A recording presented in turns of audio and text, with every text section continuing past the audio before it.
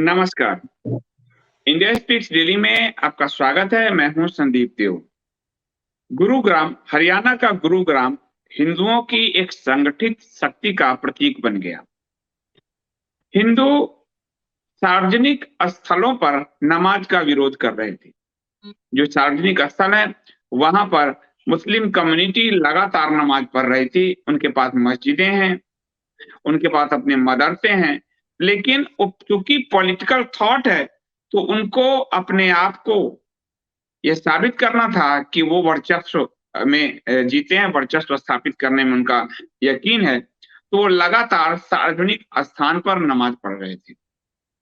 हिंदू हर शुक्रवार को विरोध करने जाते, कभी वहां कीर्तन करते, कभी प्रतिरोध करते, और हर बार पुलिस जो है हरियाणा की उनको उठाकर ले जाती। ये अलग बात है कि हरियाणा में सरकार हिंदूवादी भाजपा की ही,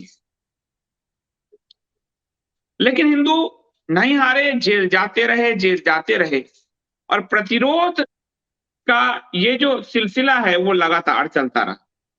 उसके बाद कहा गया कि कुछ स्थलों को छोड़कर बाकी जगहों पे हम बैन लगा देंगे और नमाज जो है बाकी जगह बैन रहेगा, कुछ स्थल पे होते रहेंगे।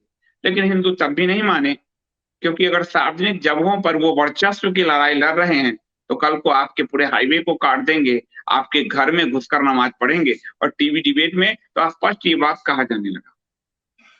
उसके बाद आज हरियाणा के मुख्यमंत्री मनोहर लाल खट्टर जी को एक घोषणा करनी पड़ी और उनको बड़े ही मतलब सौर्य भाव से वो प्रकट हुए कि कोई अगर अपनी जगह पर नमाज पढ़ता है, पाठ पढ़ता है, उसमें हमें कोई दिक्कत नहीं है। खुले में ऐसे कार्यक्रम नहीं होने चाहिए। नमाज पढ़ने की यह प्रथा जो खुले में हुई है यह बिल्कुल भी सहन नहीं की जाएगी। मैंने कहा कि शौर्य जो है, अब ये शौर्य इनका इतने दिनों से कहां था? ये वास्तव में हिंदुओं के शौर्य है। और जब मनोहर लाल खट्टर जी को एहसास हो गया कि हिंदू गुस्से में है, जो हरे टिड्डे हैं उनके वोटर नहीं है, 2 वोट भी उनको कभी नहीं देने वाले हैं, मेवात के अलावा हरियाणा में ऐसे भी वो नहीं है ज्यादा, तब भी मेवात से इनको दौड़ाया जाता है। तो आज वो बड़े शौर्य की बात बोले कि ये हम सहन नहीं करेंगे।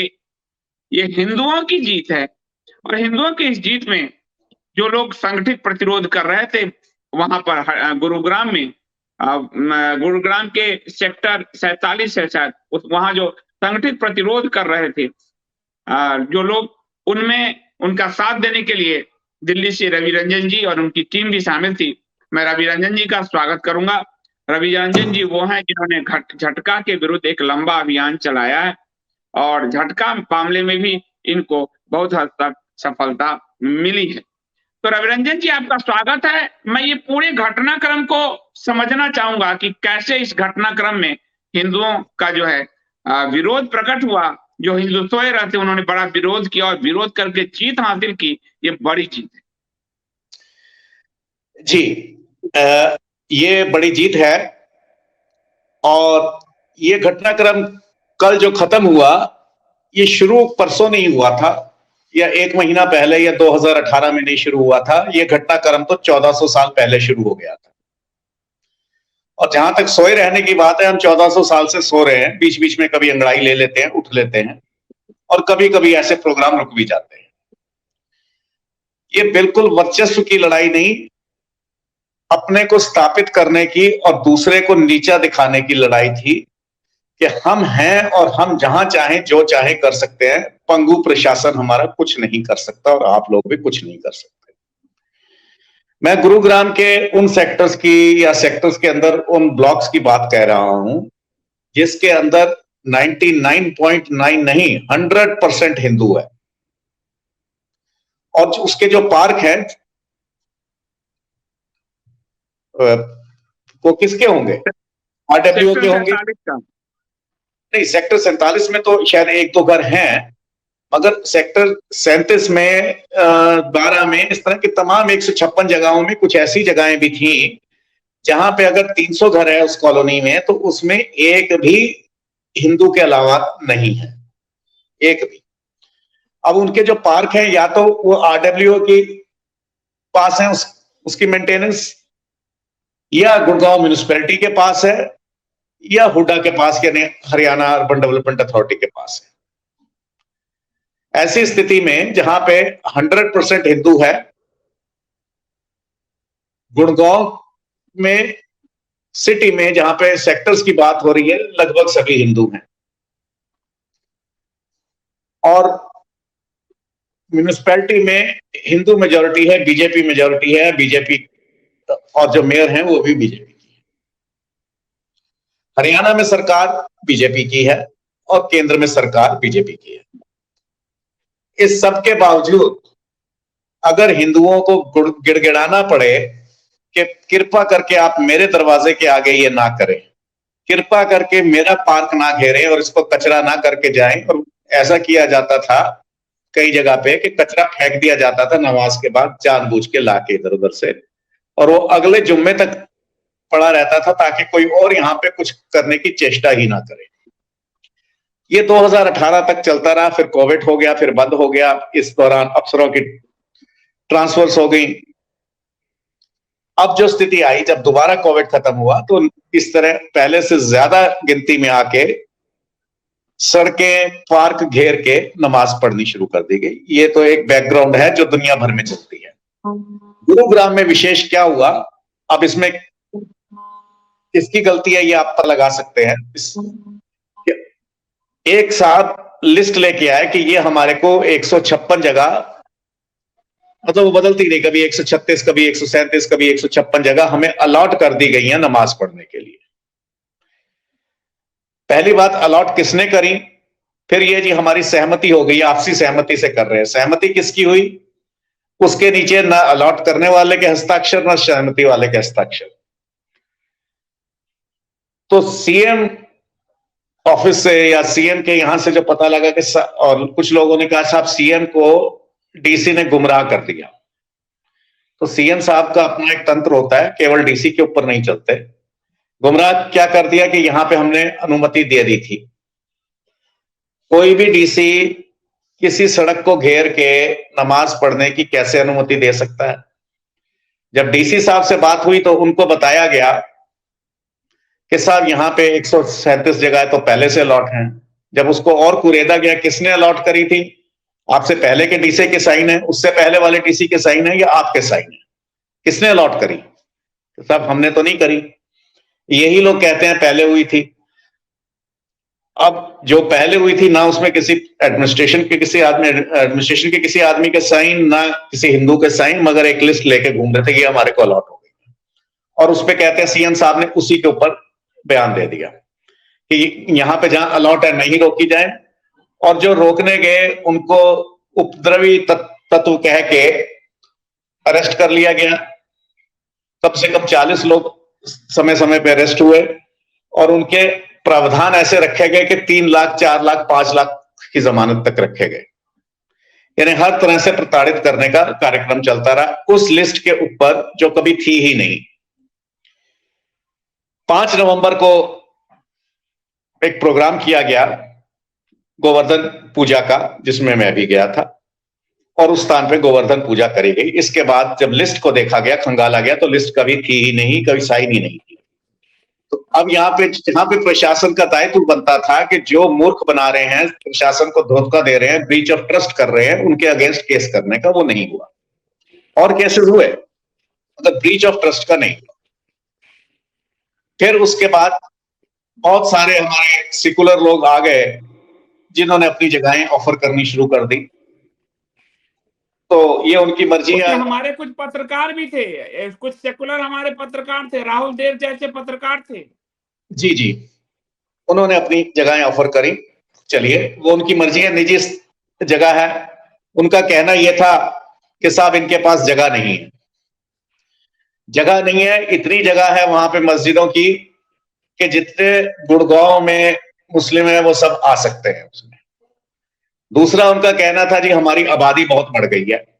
हम पहले 70 साल पहले, 50 साल पहले हम 40,000 थे, अब हम 6 लाख हो गए गुड़गांव में। पहली बात तो 6 लाख हुए नहीं, ये फिगर झूठ है। और अगर हो गए हैं तो आपको ना तो सड़क घेरनी है, ना विरोध करना है। आपको विरोध, बड़ी स्पष्ट सी बात है। तो आप अपना इलाज कहीं और ढूंढिए, ना कि सड़कें करके।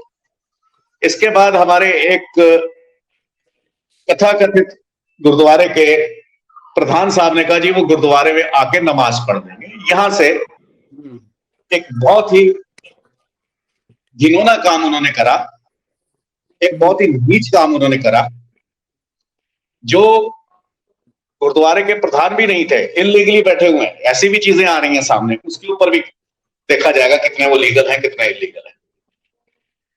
देखिए, गुरुद्वारे में सिर्फ गुरबानी होगी और गुरमर्यादा से संबंधित चीजें होंगी, उसके बाहर कुछ नहीं होगा। इसके ऊपर उन्होंने कहा जी आइए बात करते हैं। अंकल जी बात करिए, जरूर बात करिए, एक बार करिए, 100 बार करिए, 1000 बार करिए, पर बॉटम लाइन ये है कि गुरुद्वारे में गुर मर्यादा के खिलाफ कुछ नहीं होगा। मैं वहां पे बार बार गया, कई जुम्मों को गया। 19 तारीख को जब गुरपुरब था, उस दिन हमारी मीटिंग चल रही थी, तो अचानक भूकंप सा आ गया मीटिंग रूम में कि पता नहीं क्या हो गया। तो उठो उठो उठो, क्या हो गया भाई? कोई भूकंप आ गया, कोई छत गिरने वाली है, आग लग गई, क्यों उठो? नहीं नहीं नहीं, वो मुस्लिम डेलीगेशन आया है। आया तो आने दो भाई, नहीं वो गुरुद्वारे आए हैं, आए हैं तो अच्छी बात है, आने दो, दर्शन करें, अपना लंगर खाएं, अगर किसी को कोई तकलीफ है तो डिस्पेंसरी में दवा ले। नहीं नहीं, उनको वेलकम करने जाना है। ये 2-3 लोग थे और उनके जो परिवार के सदस्य बन के बैठे हुए थे, जिन्होंने केस भी नहीं रखे, जिनको पाठ भी नहीं आता, और ठेकेदार वो गुरुद्वारे के बने हुए हैं।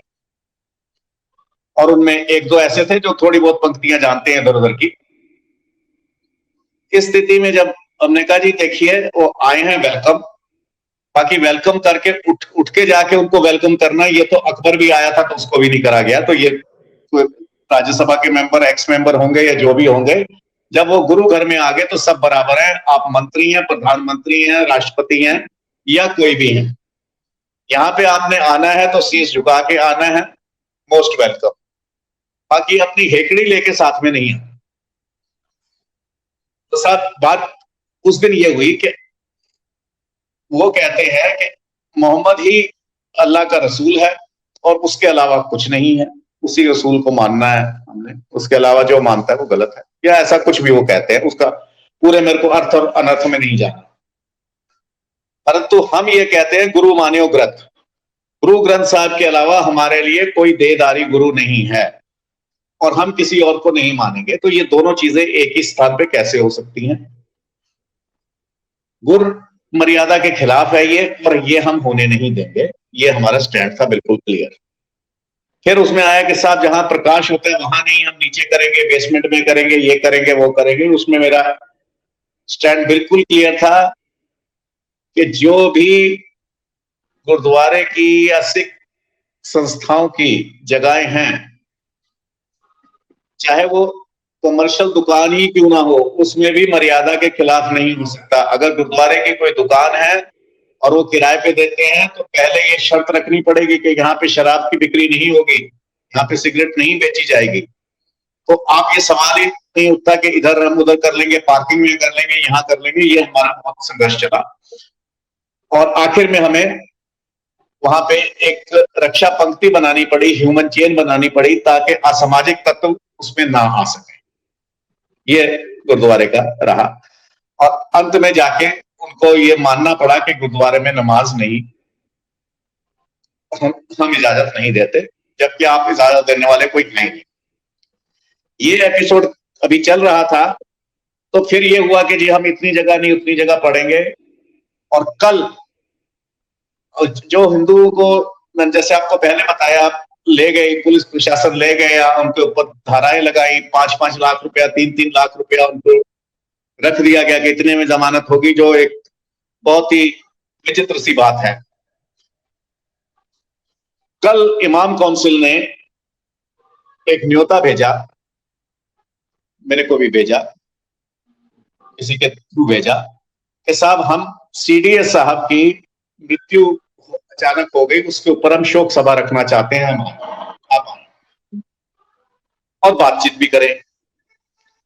तो उसमें मैं गया और मेरा ये कहना था कि आपने जो ये शोक सभा रखी है, आपने एक अच्छा काम करा है।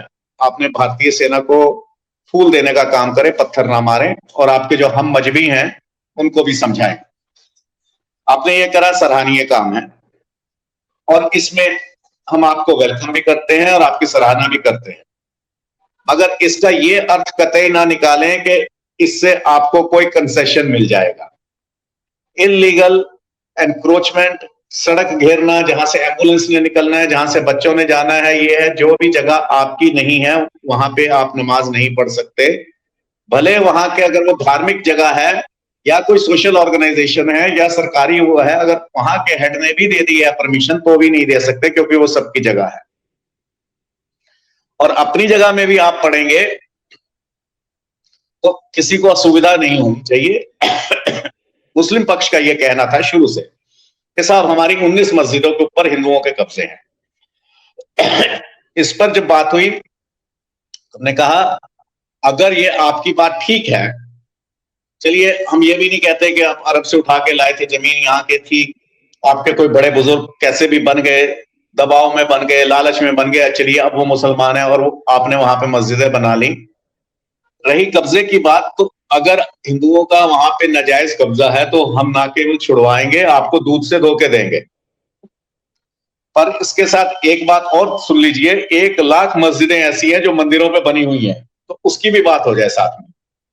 और रहा तक ये 19 की बात है, इस 19 में जो कब्जे की बात आई, वो मस्जिदों की प्रॉपर्टी में से वक्फ बोर्ड ने या जिसने जो भी उसका कस्टोडियन था उसने दुकानें काट के दे दी, बेच के दे दी। उसमें हिंदुओं ने भी खरीद ली, मुसलमानों ने भी खरीद ली। जब कहीं पे मार्केट में कुछ बिक रहा है तो सब कोई खरीदते हैं। हाँ, यह है कि उन्होंने कंस्ट्रक्शन नहीं करके दी, वो खुद अपना खोखा लगा लो, खोखे से टीन डाल लो और टीन से दीवारें डाल दो, इस तरह की चीजें हुई। तो जगह पर्याप्त है। एक चीज। दूसरी चीज, जब उन्होंने कहा कि कुछ सिखों ने कहा, वो 2-4 ही थे गिनती के, मीडिया ने भी उन्हीं को दिखाया जो वहां पे अन्य गुरुद्वारों के प्रधान उसे अपोज कर रहे थे, वो किसी ने नहीं दिखाया। तो एक प्रधान बोले जो देखे जी इनकी मजबूरी है, तो इस पे हमारा स्पष्ट जवाब है, दूरी हो उनकी जहां पे वो रहते हैं मस्जिद से दूरी हो, उनकी मजबूरी हो या जरूरी हो, ये उनका हेडेक है। आबादी बढ़ गई है या घट गई है, ये उनका हेडेक है। गुरुद्वारे के अंदर नमाज नहीं हो सकती, सार्वजनिक स्थानों पे नमाज नहीं हो सकती, ये बॉटम लाइन है। और कल भी हमने यही कहा कि हम आपके पास आए, आपने शोक सभा रखी, बहुत अच्छा सराहनीय काम है, इसमें हम आपकी तारीफ करते हैं, हम आपके साथ हैं, और ये पूरे देश के लिए शोक की घड़ी है। आप अपने को इस देश का हिस्सा मानते हैं, आप भी शोक में, बहुत अच्छी बात है। मगर बाकी यथास्थिति अपनी जगह है। उसके बाद जो मीटिंग हुई तो उन्होंने कहा साहब हम कहीं पे भी, इमाम काउंसिल कहीं पे भी इल्लीगल नमाज नहीं पढ़वाएगी। पहले उन्होंने कहा 6 स्थान छोड़ दीजिए, तो हमारा ये कहना था चोरी खीरे की हो या चोरी हीरे की हो, जो गलत काम है वो गलत काम है, वो एक जगह पे भी नहीं होगा। और उस पे वो इमाम काउंसिल मानी, इसके लिए हम उनको सराहना करते हैं उनकी कि आपको ये कदम पहले ही ले लेना चाहिए। चलिए कोई बात नहीं, देर आए दुरुस्त आए। इसके बाद हमारे हरियाणा के जो सीएम साहब हैं, खट्टर साहब का भी बयान आता है कि मैं कहीं कहीं पे इलीगल नमाज नहीं होने देंगे। अरे भाई, वो अब तो कह रहे हैं हम करने ही नहीं देंगे, हम करेंगे ही नहीं, तो आप होने कैसे देंगे या ना देंगे? तो आप पहले कह देते तो ज्यादा अच्छा होता। जैसे गृह मंत्री विज जी ने बोला नहीं होने देंगे, मगर क्योंकि मैसेज क्लियर नहीं था प्रशासन को, तो इसलिए हिंदुओं को प्रताड़ित करा गया बार बार। जो रोक रहे थे कि मेरा गेट मत रोको, मेरा पार्क मत रोको, मेरे को यहाँ पे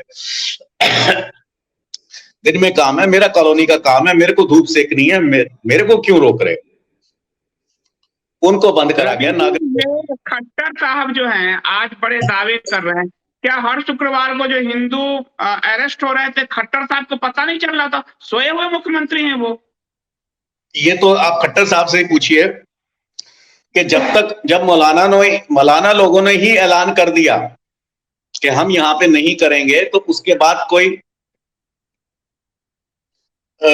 इसका बयान का कोई मतलब रह नहीं जाता। खैर चलिए, जो भी देर आए दुरुस्त आए, जैसे भी आए, एक अच्छा बयान दिया, और वो आगे और स्टेट्स के लिए भी एक उदाहरण बनेगा। और जी एक सेकंड, कुछ लोग पूछ रहे हैं कि वो क्वेश्चन पूछना चाहते हैं, सुपर चैट में पूछना चाहते हैं, तो आप लोग इंडिया स्पीच डेली वेब पे आइए। वेब पे पूरी व्यवस्था है और वेब का ISD लाइव पेज है, उस पेज पर आकर देखिए। डायरेक्ट फेसबुक या ट्विच पे देखने की जगह, और वहां आपके क्वेश्चन पूछेंगे और वो रवि जी जवाब देंगे, तो वहां उस क्वेश्चन को हम ले पाएंगे जो डायरेक्ट वेब से पूछे जाएंगे। और वेब पे इसकी पूरी व्यवस्था है, indiaspeakdaily.com, जो लिंक मैंने टेलीग्राम और सब जगह शेयर किए हैं।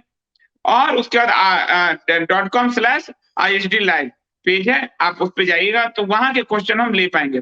रवि जी, मैं आपसे ये पूछना चाह रहा हूँ कि जब ये चल रहा था तो कोई जी डेलीगेशन हिंदुओं का गया था हरियाणा की सरकार से मिलने?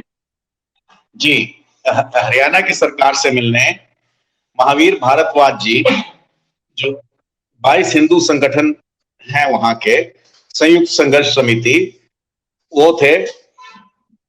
राजीव मित्तल जी थे, ब्रह्म प्रकाश जी थे। ये लोग एक बार नहीं कई बार एडमिनिस्ट्रेशन से मिले थे, बार बार ये कहा था कि हम इनको नमाज पढ़ने से नहीं रोक रहे।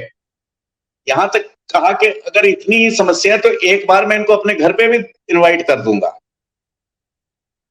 मगर हम जो रोक रहे हैं, जो उनका कहना था। हालांकि मैं इस बात से एग्री नहीं करता, मैं कभी नहीं चाहूंगा कि मेरे घर में कोई आके ऐसा करे, वो उनका विचार है, उनकी निजी प्रॉपर्टी है, और अगर उन्होंने ऐसा समझते हुए करा के इससे मामला सुलझ जाएगा तो ठीक है, ये उनका विचार हो सकता है। तो बार बार मिले, एक नहीं डीसी से लेके और ऊपर तक सेक्रेटरी तक कई मीटिंग्स हुई, सीएम साहब से भी मीटिंग करने की कोशिश करी गई और मैसेजेस भी हुए, सब कुछ क्लियर हुए चीजें। 2018 में भी मीटिंग्स हुई थी, मगर एक ही बात होती थी कि जो इस इलीगल काम को रोकेगा उसको ठोक दिया जाएगा, उसके ऊपर मुकदमे बनेंगे। तो ये एक बहुत दुखदाई स्थिति है। जैसे मैं कह रहा था कि कुछ सेक्टर ऐसे हैं, कुछ ब्लॉक्स उसमें ऐसे हैं जिसमें 100% हिंदू है, यानी एक भी मुस्लिम नहीं है। 99.9 की बात नहीं कर रहा मैं, 100% की बात कह रहा हूं। पार्क हुड्डा के, पार्क गुड़गांव म्यूनिसपैलिटी के, गुड़गांव म्यूनिसपैलिटी में मेजोरिटी बीजेपी की, मेयर बीजेपी से, हरियाणा में सरकार बीजेपी की, केंद्र में सरकार बीजेपी की। और फिर अगर हिंदू को गिड़गिड़ाना पड़े कि मेरे दरवाजे के आगे आप मत बैठिए, कृपा करिए, मेरी बच्ची निकलना होता है उसको मत छेड़िए, तो इससे दुखद स्थिति क्या हो सकती है? ये बहुत दुखद है, ये बहुत दुखद है। और इस बात का बंगाल के बाद दिल्ली, बंगाल और हरियाणा तीनों जगह हमने देखा कि भारतीय जनता पार्टी अपने हिंदू वोटरों के लिए पूरे वोकल तौर पर खुलकर खड़े ही नहीं हो पाती। वो सिर्फ चाहती है हिंदू उनको वोट दें, बाकी उसके बाद वो भाड़ में जाए, फिर 5 साल बाद हिसाब देंगे। दिल्ली में दंगे हुए, कितने हिंदू मारे गए, वो अब कई हिंदू जिन्होंने प्रतिरोध किया जेल में है।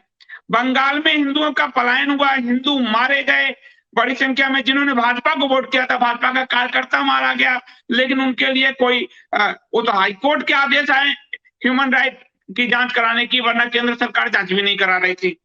तीसरा हरियाणा, जहां उनकी अपनी सरकार है। लोग कह रहे थे कि बंगाल में जो मास्टर स्ट्रोकवादी तर्क कर रहे थे कि बंगाल में ममता की सरकार है, कैसे करेगी भाजपा। केजरीवाल को भी दिल्ली में कह रहे थे केजरीवाल की सरकार है, हालांकि पुलिस गृह मंत्री मंत्रालय के पास है। तो फिर हरियाणा में क्या हो रहा था, केंद्र और राज्य में तो भाजपा की सरकार है। हर कोई हिंदू को फुटबॉल समझ रखा है, और इसीलिए जब तक हिंदू सड़क पे नहीं उतरेगा उसको जेल में डालो। देखो, जेल में डालो, दिल्ली में भी अश्विनी उपाध्याय के आंदोलन में जेल में डाला। तो ये हिंदू क्या हर बार जेल जाता रहेगा? उसकी मांग कोई सुनने वाला नहीं है। जी, पहले जेल जाएगा और उसके बाद अफगानिस्तान बनेगा। मेवात भी अफगानिस्तान बन जाता। ये कल कुछ अच्छा हो गया, क्योंकि हम लोगों का कम से कम काफी लोग थे, वो 22 संगठन भी थे, मैं भी था और भी लोग थे। हम लोगों का जो था zero tolerance and no mercy. अगर कोई क्राइम करेगा तो उसके ऊपर कोई मर्सी नहीं है किस तरह की। और टॉलरेंस ये नहीं कि साहब यहां तक हो जाए 137 पे नहीं, 37 पे, 37 पे नहीं, 6 पे नहीं, नहीं नहीं, कुछ भी गैर कानूनी नहीं होगा। और हम कोई नहीं छेड़ रहे आपको, ये कोई पाकिस्तान की तरह या अफगानिस्तान की तरह नहीं कि वहां पे गुरुद्वारे जला दो, मंदिर तोड़ दो और हिंदुओं की बेटियां उठा लो, गुरुद्वारे के ग्रंथी की बेटी उठा लो। हम ऐसा कुछ नहीं कह रहे, ना हमारा कुछ वो है। आपकी अगर बेटी है उसकी भी इज्जत करेंगे, ऐसी कोई बात नहीं है। परंतु इसका ये अर्थ नहीं है कि आप हमारे घरों में घुस के नमाज पढ़े और वहां पे ऐसी बातें बोले कि अल्लाह के अलावा या हमारे रसूल के अलावा कोई भी नहीं है, जो है वो गलत है। ऐसी बात नहीं सही जाएगी। आप अपने रसूल को माने, देखें, आप नमाज पढ़ें, मगर अपने हद में, दायरे में। हालांकि ये एक और विषय है कि नमाज का रुख किबला किस तरफ होना चाहिए, काबा कहाँ है और पेट्रा कहाँ है और मक्का कहाँ है, ये उनके समाज को सोचना है अंदर से। इसमें हम कुछ नहीं कहना चाहते, परंतु शुभ चिंतक होने के नाते ये मैं फिर कहना चाहूंगा कि जो डैन गिब्सन की रिसर्च है और जो रिसर्च आ रही हैं, जो ये कह रही हैं कि ये काबा जो है ये मक्का में है ही नहीं, था ही नहीं कभी। असली काबा तो पेट्रा में है, जॉर्डन में है। तो जो रुख है, अगर उस नमाज को या उस कुर्बानी को हलाल करना है तो उसका रुख पेट्रा की तरफ होना चाहिए। तो ये तो आपकी नमाज ही गलत है। खैर, ये इनको सोचना है। रवि जी, अभी अफगानिस्तान में हालत हमने देखी और हमारे हिंदू भाई, सिख भाई गुरु ग्रंथ साहब को सर पर उठाकर लेके आए। ये जो गुरु गोविंद साहब, गुरु तेग बहादुर जी, गुरु गोविंद साहब के बच्चों, इनके बलिदान, ये इन कुछ सिखों को नहीं समझ में आ रहे जो गुरुद्वारा में नमाज पढ़ाने का ऑफर कर रहे हैं। देखिए, उनमें से एक सज्जन ऐसे हैं जो ये कह रहे थे मेरे 150 ट्रक थे, 1984 में मुसलमानों ने मेरे ट्रक बचाए थे, हिंदुओं ने हमला किया था। अगर वो इतने उनके आभारी हैं तो अपने कुछ 150 ट्रक में से कोई 100 ट्रक बेच दें और उनको मस्जिद की जगह दे दें, खरीद के दे दें। बड़ी अच्छी बात है, कोई हमें ऐतराज नहीं है। अपने घर में उनकी सुना बहुत बड़ी कोठी है। और जो ये लोग कहते हैं कि उनके पास जगह की कमी है, तो उनके पास तो 4 बीवियों के बाद भी कमी है, तो 5 भेज दें। उनके पास किस चीज की कमी है, किस चीज की नहीं है, ये देखना हमारा काम नहीं है, ये उनको देखना है। हमारा सिर्फ यहां तक है कि कोई परेशानी सरकार को या पब्लिक को नहीं होनी चाहिए। कोई सड़क नहीं घेरी नहीं जानी चाहिए जहां से एम्बुलेंस निकलनी है, बच्चों ने पढ़ने जाना है, जिसका मैं उपयोग करूंगा, जिसका टैक्स देता हूं या उपयोग नहीं करूंगा, मगर मेरी वो सड़क घेरी नहीं जा सकती परमानेंट। कभी कोई आपका एक परमिशन लेके 2-4 घंटे की परमिशन लेके कुछ कर ले, वो अलग बात है। मगर यहाँ पे केवल हम ही करेंगे, कोई और नहीं करेगा और हम हमेशा करेंगे, ऐसा नहीं हो सकता। एक चीज। और दूसरी चीज कि ये जो कटु सत्य है कि आप अपना झंडा गाड़ के अपनी जो फ्लैग मार्च करके दिखाना चाहते हैं, वो फ्लैग मार्च नहीं होने दी जाएगी। जैसे सेना हर जगह जाके फ्लैग मार्च करती है कि हम आ गए यहां, अब हमारा ही चलेगा, ऐसा नहीं है। तो और वो जो आप जिन सिखों की बात कर रहे हैं, किसी का ट्रक चल रहा था, किसी का, तो इनके निजी मामले हैं, तो उन्होंने अपने ट्रक को या अपने बिजनेस को, तो मैंने वहां पे बताया, मैंने कहा जी आपके जो ड्राइवर थे जिन्होंने बचाया था, मुसलमानों ने जिन्होंने बचाया था, वो कौन थे? वो मुसलमान थे। तो मैंने कहा आपको इतनी बात नहीं समझ आती, उन्होंने आपका ट्रक नहीं अपना रोजगार बचाया था। खैर जो भी था, आप उसको फिर भी अगर इतना समझते हैं तो आप मानिए उनका एहसान, दे दीजिए उनको 50 ट्रक 100 ट्रक दान में। मतलब वो ट्रक गुरु तेग बहादुर जी के बलिदान से भरा हो गया वो ट्रक। अब उन्हें के प्यारे शहजादों से भरा हो गया वो ट्रक जी। अब ये तो उनको सोचना पड़ेगा कि विभाजन में जो पंजाब की महिलाओं के साथ हुआ, उससे भरा हो गया वो ट्रक। अब ये तो गुरु ग्रंथ साहब सर पे उठाकर हमारे सिख भाई आए, क्या उससे बड़ा हो गया उनका ट्रक? जी, इसी का मैं आपको जवाब दे दूं। जब हम 19 तारीख को गए थे, उस दिन मैं अकेला था, साथ में मेरे 2-3 मित्र थे। मगर हमें पता लगा अगली बार ये फिर करवाने जा रहे हैं, तो हमने वहां पे मुस्लिम आए भी थे, उनसे ये कहा था हम आपसे ये हाथ जोड़ के विनती कर रहे हैं कि कृपा करके मर्यादा को खराब करने की कोशिश ना करें। आप अगर गुरुद्वारे में आना चाहते हैं संगत के तौर पे पाठ सुनने के लिए, लंगर खाने के लिए, इलाज करवाने के लिए डिस्पेंसरी में, वेलकम। और अगर आपको इतना ही अच्छा लगता है, पंथ अपनाना चाहते हैं, तो मोर देन वेलकम। मगर अगर आप यहाँ के आके कोई दावत देंगे, कोई नमाज पढ़ेंगे, वो नहीं हो सकता। और ये कुछ मूर्ख लोग कहने लगे जब हमने बहुत करा कि इसके साथ में लड़कियों का स्कूल है बगल में, उसमें हम करवा देते हैं। रवि जी एक सेकंड के लिए, मधु मंडल जी हैं जिन्होंने सुपर चैट को पे किया। आप क्वेश्चन भी पूछिए, रवि जी जवाब देंगे। सभा शर्मा जी हैं, काफी हमारे प्रोमिनेंट दर्शक हैं, उन्होंने भी विदेश से सुपर चैट पे किया है, पर प्रश्न नहीं आया है तो प्रश्न भी जरूर पूछिए। और हमारे बाबो सागंसी हैं, जिस नाम से उनका मेल आईडी है, उनका भी सुपर चैट आया है। तो मैं इन तीनों का धन्यवाद करता हूं, और आप प्रश्न भी पूछें, रवि जी जवाब देंगे प्रश्न, आपके प्रश्न के। जी रवि जी। जी, प्रश्न मैं देख नहीं पा रहा। हाँ, मैं वो अभी उन्होंने पूछा नहीं है, मैंने कहा है पूछने के लिए उनको। जी जी। तो अब जिनको ट्रक प्यारा है, आपने जैसे कहा, अगर उन्हें इतना ही अच्छा लगता है तो इस्लाम अपना सकते हैं।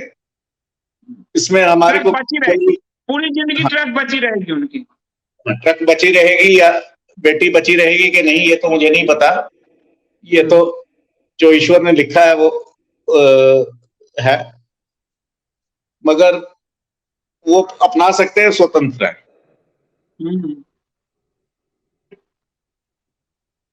रवि जी बहुत अच्छा आपने कहा। मैं आपको एक चीज और की तरफ ले जाना चाहूंगा कि चूंकि आपने आज बलिदान की बात की, जनरल बिपिन रावत जी के बलिदान की, और बात नमाज के कन्फ्रंटेशन की हो रही, जो अपना वर्चस्व स्थापित करना चाहते हैं।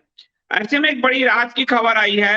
खबर ये राहत की तो नहीं है, लेकिन खबर है एक, कि जो जनरल बिपिन रावत जी का को वीर गति को वो प्राप्त हुए, उस पर कुछ जो यही लोग हैं जो सड़क पे वर्चस्व स्थापित करना चाहते हैं नमाज पढ़ के, वो सोशल मीडिया पर मजाक उड़ा रहे थे उनकी मौत का। इन कट्टरपंथियों से दुखी होकर, आपको ध्यान होगा कुछ दिन पहले सैयद वंश यानी डायरेक्ट पैगंबर मोहम्मद के वंश लाइन से आने वाले वसीम रिजवी ने हिंदू धर्म अपनाया, और कल मलयाली फिल्मों के डायरेक्टर अली अकबर और उनकी पत्नी लूसी अम्मा ने इस्लाम छोड़कर हिंदू धर्म अपना लिया, कि ये लोग एक वीर गति को प्राप्त जवान का मजाक उड़ा रहे हैं। इस जो मजहब है इसमें कोई संवेदना नहीं है, कोई मानवता नहीं है। तो इसको आप कैसे देखते हैं? देखिए, आज से कोई, मैं ज्योतिष शास्त्र तो नहीं कहूंगा, मगर सत्य कुछ ऐसे निकल जाते हैं। 8 महीने पहले मैंने एक बात कही थी एक वीडियो पे, कि हमारे सेनाएं बहुत सुरक्षित नहीं है, और उसका एक बहुत बड़ा कारण है कि जो आउटसोर्सिंग हो रही है। ये मेरा अनुमान है, कोई मेरे पास कोई उसकी कोई फाइल नहीं पड़ी हुई कि क्या वो है। पिछले काफी समय से एक बात चल रही थी कि टूथ एंड टेल रेशो में टेल हमारी बहुत भारी है, उसको हमको काटना है, कम करना है। मैं वो वीडियो आपसे शेयर करूंगा। यहां पे ये कहना है कि एक तो टेल भारी नहीं है, फौज में जितना टूथ जरूरी है उतनी ही टेल जरूरी है। हमारे पास मिलिट्री फार्म होते थे, जिससे मिलिट्री अपना खाना कुछ समय तक का रखती थी। अगर मान लीजिए जैसे आंदोलन हो गया, कुछ हो गया, नहीं आ पा रहा, तो उनके अपने फार्म्स, डेयरी होते थे, और मीट की भी अपने ही उनके स्लॉटर हाउसेस होते थे। आज बाहर से आ रहे हैं तो हमें नहीं पता वो केवल थूक और मूत के दिए जा रहे हैं या ऐसे दिए जा रहे हैं कि उनके कोई आफ्टर इफेक्ट्स हो। इसको चेक करना बहुत मुश्किल है, तो इसलिए फौज का अपना ही सिस्टम होना चाहिए। टेल भी भारी होनी चाहिए, यानी खाली कॉम्बैट फोर्सेस नहीं, हमारी फैक्ट्रियां, हमारे फार्म्स, सब कुछ फौज के पास होने चाहिए। इसका एक उदाहरण यह है, 1971 में हम लाहौर पे कब्जा कर सकते थे 1971 में, कर भी लेते। फौज वहां की भाग गई थी, पुलिस प्रशासन भाग गया था लोगों को उनके हाल पे छोड़ के, और लोग भी वहां से पलायन करने लगे थे। भारतीय सेना आ गई, पता नहीं क्या होगा। पर वो कई लाख का शहर था, उस पे अगर टूथ ने तो अटैक कर लिया, कॉम्बैट फोर्सेस उसको ले लेती, मगर उसको सस्टेन करने के लिए क्या हमारे पास सिस्टम था? नहीं था। तो हमारी टेल और मजबूत होनी चाहिए। और यदि ऐसा लग रहा है कि टेल भारी है, तो टेल को मत काटो भाई, टूथ और लेके आओ। इसमें एक बहुत बड़ा हम जो करने जा रहे हैं, जो हमारे आर्मी में जो व्हीकल्स की सर्विस होती है वो फौज की ही यूनिट करती है, ऑटोमोबाइल्स वाले करते हैं, ईएमई वाले करते हैं, जो भी करते हैं। और वो जो जवान होता है, जो मैकेनिक होता है, इंजीनियर होता है, वो बैटल में आखिर तक साथ में जाता है, 0 पॉइंट तक साथ में जाता है, और वो ट्रेंड होता है बैटल के लिए। हालांकि वो कॉम्बैट सोल्जर नहीं है, उसको उतना एक्सपर्ट नहीं है, मगर फिर भी कम से कम वो अपने को बचाना जानता है और अपने साथी फौजियों के लिए लायबिलिटी नहीं बनेगा। एक सिविलियन को तो बताना पड़ेगा, भाई इधर मत खड़ा हो, उधर मत खड़ा हो, सिर नीचे कर, ऊपर कर। तो अगर हम उसकी जगह सिविलियंस को रखते हैं, जिस कंपनी से हम खरीदते हैं उसके एम्प्लॉइज को रखते हैं रिपेयर के लिए, तो इसमें कई चीजें आती हैं। आजकल के जमाने में गाड़ी सर्विस होके निकली, रिपेयर होके निकली, एक 2 सेंटीमीटर बाय 2 सेंटीमीटर का कहीं चिप लगा दिया तो क्या होगा? मूवमेंट ट्रेस हो जाएगी, चाहे वो चीफ की कार हो, चाहे वो टैंक हो, चाहे वो कुछ हो। दूसरा, जो मेरी गाड़ी यहाँ पे रिपेयर करते हैं, कार रिपेयर करते हैं, सर्विस करते हैं, अच्छे हैं, वो करते होंगे, अच्छी करते होंगे, परंतु क्या वो बैटलफील्ड की कंडीशंस जानते हैं? तो वो फिटनेस वो नहीं दे सकते। और क्या वो बैटल तक जाएंगे? और क्या उनकी इंटीग्रिटी जो किसी भी कंपनी में, एबीसी, चाहे वो मारुति हो, टाटा हो, महिंद्रा हो, जिसके यहां से भी ट्रक या जीप आ रही है, तो जितने उनके एम्प्लॉय हैं उन सब की वेरिफिकेशन उस लेवल की है जितनी एक फौजी की होती है फौज के पास। तो इस तरह की हम गलतियां ना करें, फौजियों को सही समय पे रिटायर करें, उनको सेकंड इनिंग दें, ताकि वक्त आने पे वो फर्स्ट इनिंग के रूप में वापस आ सके। ये एक बहुत बड़ा विषय है, और हो सकता है इस घटना से उसका संबंध हो या ना हो, परंतु ये बहुत बड़ा विषय है कि हमको अपनी सेना को कमजोर नहीं करना, टूथ और टेल दोनों बराबर रखने हैं। तो ये आपके माध्यम से भी, क्योंकि बहुत बहुत बड़े लोग, सेना के अधिकारी भी और प्लानर्स भी और डिफेंस कमेटी के लोग भी सुन रहे होंगे, हमको ये गलती नहीं करनी। हमको सिर्फ युद्ध लड़ना नहीं है, युद्ध जीतना नहीं है, उसको सस्टेन भी करना है। तो ये एक विषय ऐसा है जिसके ऊपर फिर कभी आपसे बात होगी, मगर अभी कुछ खुशी की बातें हैं।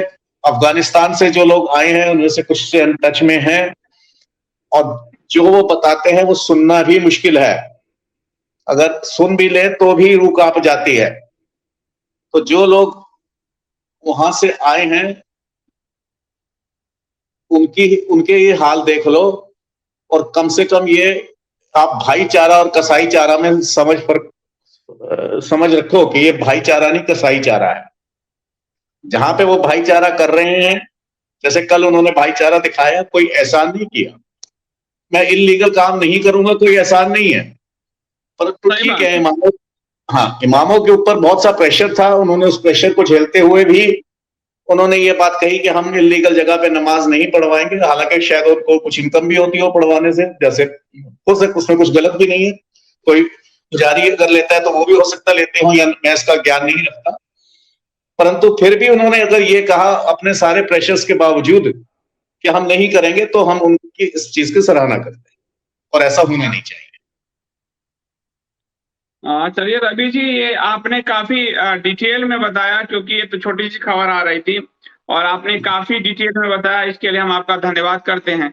और मैं ये चाहता हूं कि हिंदू जगे, वो बहुत जरूरी है, इसलिए हिंदू जगे क्योंकि वो जगा तो परिणाम निकला, वो सड़क पे उतरा तो परिणाम निकला, वो जेल गया तो परिणाम निकला। और मेरा आप सबसे अनुरोध है कि सरकारी हिंदू मत बनिए। अगर वो लोग, गुरुग्राम के लोग भी सरकारी हिंदू बनते, कहते हमने तो भाजपा को वोट दिया है, हमारी सरकार, हम कैसे सड़क पर उतरे, तो आज उनके गेट पर नमाज पढ़े जाते रेगुलर। लेकिन उन्होंने इसका विरोध किया, चाहे अपनी सरकार हो या कोई भी हो, वो जेल गए, वो टकराते रहे, महिलाएं सड़क पर निकली, और आज थक हार के सौर्य प्रदर्शन के लिए खट्टर साहब आ गए। जबकि रवि जी कह रहे हैं कि ये खट्टर साहब सिर्फ श्रेय लेने आए हैं, क्योंकि मौलानाओं से बैठक में हिंदुओं के साथ जो बैठक हुई, मौलाना ने कह दिया कि अब हम मना करते हैं, हिंदुओं का जो प्रतिरोध था वो देखते हुए। तो श्रेय हिंदुओं को जाना चाहिए, खट्टर साहब को नहीं। लेकिन आज मास्टर स्ट्रोकवादी ट्रेंड चला रहे हैं ट्विटर पे खट्टर जी के पक्ष में। तो इससे गुमराह होने की जरूरत नहीं है। ये आपकी ताकत को आप अपनी ताकत को पहचानिए और उसके जरिए आप अपना प्रतिरोध जारी रखिए। रवि जी, आपका बहुत धन्यवाद कि आपने समय निकाला। और मैं एक दिन कहूंगा कि एक दिन आपका झटका पे भी हम बात करेंगे, क्योंकि उसमें भी काफी इम्प्रूवमेंट आया है। कई चेतना जगी है, हर जगह देख रहा हूं मैं, दुकानें भी खुल रही है झटका पे, हलाल की तरह। तो और मैं आपसे इस बात पे जो है काफी, मैंने तो बहुत पहले आपके साथ इंटरव्यू किया था, कई साल हो गए, पर आपको काफी सफलता मिली, उसके लिए बहुत बहुत धन्यवाद आपका कि आप लड़ते रहे। पर मेरा प्रयास होगा कि एक बार आप पुनः जुड़िए, ताकि उस पर भी हम लोग खुलकर बात कर सकें। मैं सिर्फ जाते हुए मैं एक बात कहना चाहूंगा कि ठीक है, देर आए दुरुस्त आए, फिर भी खट्टर जी ने जो करा, अगर ना कहते तो भी काम चल जाना था, उन्होंने कह दिया, चलो कुछ हौसला बढ़ा। और जहां तक बीजेपी की बात है, तो जो वर्कर सड़क पे आए, मैं बड़े वर्कर्स की, बड़े पदाधिकारियों की बात नहीं कर रहा, जो आए उसमें से बहुत सारे भाजपा के भी थे और कांग्रेस के भी थे। तो यहाँ पे हिंदू सड़क पे आया, अलग अलग पार्टियों से सड़क पे आए, और भाजपा के उसमें काफी सारे लोग थे। ये नहीं कि भाजपा को उनको कोई ऐसी, मैंने एक टर्म दिया है कि सरकारी हिंदू पार्टी हिंदू मत बनिए, सनातनी हिंदू बनिए। जी जी जी जी, बहुत आपने कहा। और ना हमको क्षेत्रवाद में, ना जातिवाद में, और ना संगठनवाद में, और ना पार्टीवाद में डिवाइड होना है। जहां पे पार्टी है अपनी जगह, जहां पे संगठन है अपनी जगह, क्षेत्र है अपनी जगह, जाति है अपनी जगह। मगर ये सब जाके नदियां जिस सागर में मिलती हैं, उस सागर को हमको पहचानना है और उस सागर को ही नमन करना है। तो ये इतनी सी बात है, इसमें कोई बड़ी रॉकेट साइंस नहीं।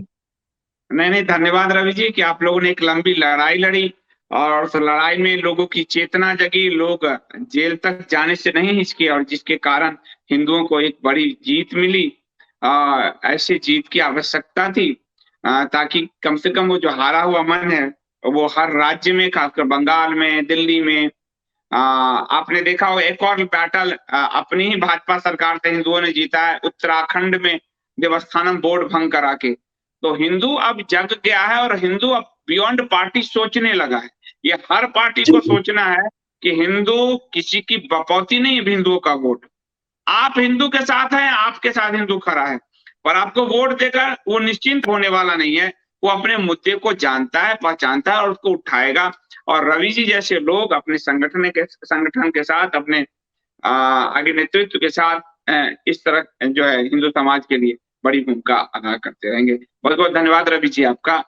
जी संदीप जी, बहुत धन्यवाद, और शीघ्र ही आपसे फिर मिलेंगे, आपके साथ बैठ। Thank you so much. तो ये थे रवि जी। रवि जी ने झटका का आंदोलन, बहुत बड़ा आंदोलन चलाया था, उसके कुछ परिणाम भी निकले। एयरलाइंस हो, होटल्स हो, कई जगह झटका सेंटर भी खुलने लगे। तो ऐसे लोगों की समाज को जरूरत है। वो सिख हैं, और हिंदू सिख जो भाईचारा होता है उसके वो बड़े प्रतीक हैं। इसलिए वो गुरुग्राम में हिंदू हितों के लिए लड़ने गए, और खासकर सार्वजनिक जगहों पर जो ये नमाज के जरिए एक जो पॉलिटिकल प्रदर्शन चल रहा था उसको रोकने गए। और खासकर खट्टर साहब जैसे लोगों को सोचना चाहिए। कृपा पात्र मुख्यमंत्री बने हैं, कम से कम काम ऐसा कीजिए कि जनता आपको पसंद करे, और आप लोग पर से जो कृपा पात्र का ठप्पा हट जाए। काम करने वालों को जनता सदियों याद रखती है। कृपा पात्र में तो अगर ध्यान से हम देखें तो 10 मुख्यमंत्री के हमें नाम याद नहीं रहेंगे। तो केवल पत्थर में नाम लिखवाने से नहीं होता, इतिहास बनाने से नाम होता है। खट्टर साहब, ये आपके लिए है। और मैं लोगों से अनुरोध करूंगा कि मैं जानता हूं आपको ये लाइव की एक नई व्यवस्था है जो आप लोगों को अभी एडजस्ट नहीं हो पाए हैं। मैं जानता हूं, लेकिन यूट्यूब मुझे लगातार बैन करता रहा, चौथी बार बैन किया है, तो आप जानते हैं। इसलिए indiastrixdaily.com पर हमने ये पूरा एक पेज बनाया है लाइव के लिए। उस लाइव पर अभी भी हम थर्ड पार्टी टूल के जरिए, फेसबुक लाइव के जरिए अथवा ट्विच लाइव के जरिए उस पेज पर हम आपको और आपको सिर्फ वही एक पेज को देखना है, चाहे हम किसी भी माध्यम से हैं, उसी पेज पे लाइव होगा। इसके लिए आप इंडिया स्पीक्स डेली का ऐप डाउनलोड कर लीजिए। उस ऐप में ऊपर में आपको वीडियो का एक साइन दिखेगा, उसी पे लाइव का समय 3 बजे ही होगा। थोड़ा अभी गड़बड़ा रहा है क्योंकि नई व्यवस्था हम बना रहे हैं। और हम सुपर चैट या उन्हीं प्रश्नों को ले पाएंगे जो हमारे पेज पे होंगे।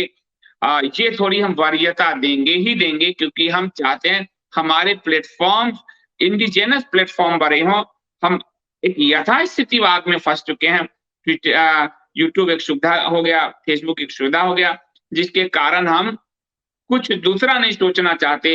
तो मेरा काम है कि मैं आप लोगों के साथ संवाद करूं, विमर्श करूं, मुद्दों को लेकर आऊं, सनातन धर्म को लेकर जो ये चेतना है उसको जगाऊं। परंतु प्रश्न हम वही ले पाएंगे जो प्रश्न इंडिया स्पीक्स डेली के पेज पर पूछे जाएंगे। और वहां सुपर चैट की भी व्यवस्था है। जो सुपर चैट में पूछते हैं वो भी, जो नहीं भी पूछते हैं वो भी, हम उस पेज वाले प्रश्न को लेंगे। और मैं आप सबसे अनुरोध करता हूं कि आपका अपना इंडिया स्पीक्स डेली है, उस पेज पर आइए। Thank you so much.